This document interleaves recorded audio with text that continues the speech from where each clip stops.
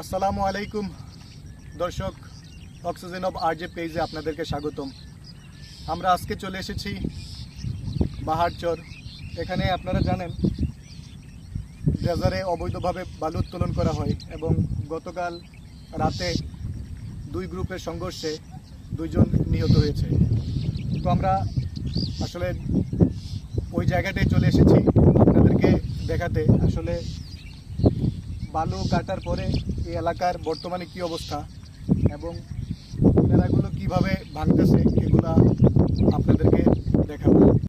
অনুমতি ছাড়াই অবৈধভাবে বাহেরচরের বিভিন্ন জায়গায় ড্রেজার মালিক ও বালু ব্যবসায়ীদের কারণে হুমকির মুখে পড়েছে বিপুল সংখ্যক কৃষিজমি।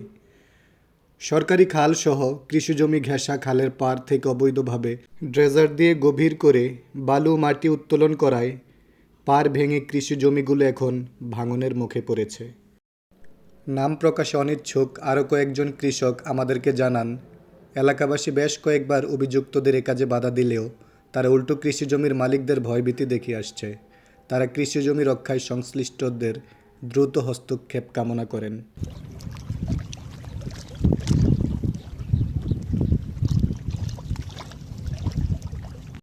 দর্শক, সঙ্গেই থাকুন, আপনাদেরকে আরেকটু সামনে নিয়ে যাব, দেখাবো সেখানকার পরিস্থিতি।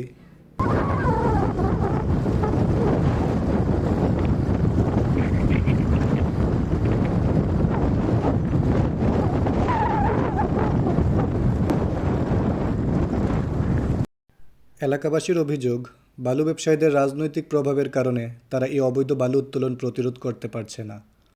স্থানীয় প্রশাসন মাঝে মধ্যে মোবাইল কোর্টের মাধ্যমে বালু উত্তোলনের যন্ত্রপাতির জব্দের সাথে জড়িত দুর্বৃত্ত গ্রেফতার করলেও বালু উত্তোলন থামছেই না। কয়েকদিন পরেই আবার নতুনভাবে শুরু হচ্ছে।